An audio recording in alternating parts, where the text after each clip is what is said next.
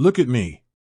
If you are retired, or you are getting ready to cross that finish line into retirement, your number one financial goal is no longer about making a killing in the market.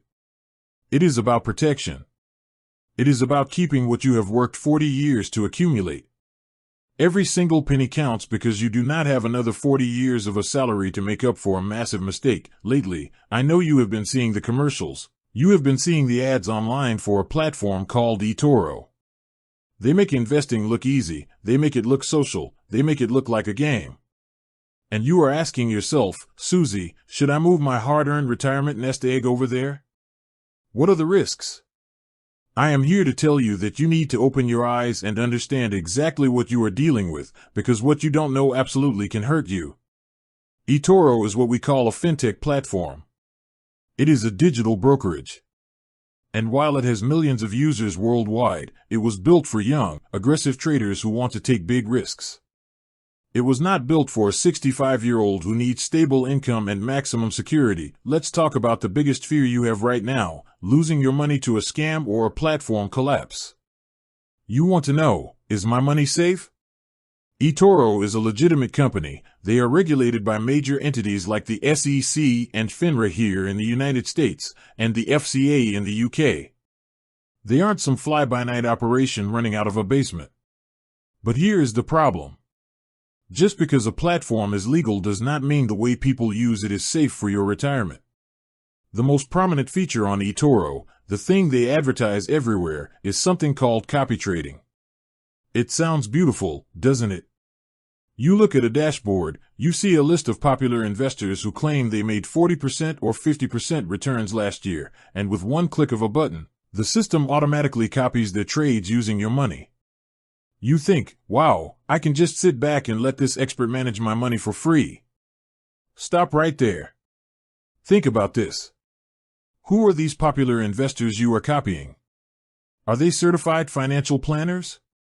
Do they have a fiduciary duty to act in your best interest? No. They are retail traders. They are regular people who happen to have a hot streak.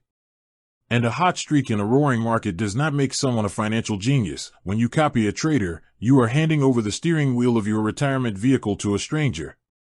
If that stranger decides to take a massive gamble on a volatile tech stock or a speculative asset, your money goes right along for the ride. If they crash, you crash. But guess what? If they lose 50% of their portfolio, they might have 20 more years to recover. You do not. You cannot afford to copy the risk tolerance of a 30-year-old day trader when you are living off your investments today. Then there is the issue of what you can actually trade on the platform. For a long time, eToro was heavily focused on cryptocurrency. Now, the regulators have been cracking down. In fact, eToro had to settle with the SEC and heavily restrict nearly all of its crypto trading for U.S. users, limiting them mostly to Bitcoin and Ether. But the underlying risk remains. The platform environment still pushes users toward high volatility, fast-paced trading. When you are in retirement, you do not need high volatility. You do not need to be checking an app 10 times a day to see if your portfolio just dropped 5% because of a tweet or a sudden market swing. You need peace of mind. You need high-quality, dividend-paying stocks, secure bonds, and treasury notes. You need a portfolio that lets you sleep at night. eToro's user interface is designed like a social media feed. It triggers your emotions. It makes you feel like you are missing out on the next big thing. Fear of missing out, FOMO, is the single most dangerous emotion for a retiree.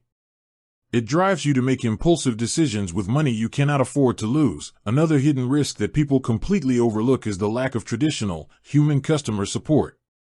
When you use a legacy brokerage firm, the big names that have been around for decades, and you have a problem with a transfer, or a tax document, or a missing trade, you can pick up the phone and speak to a human being who can see your account and fix it. With digital-first platforms like eToro, support is heavily automated. You are dealing with chatbots, support tickets, and email threads.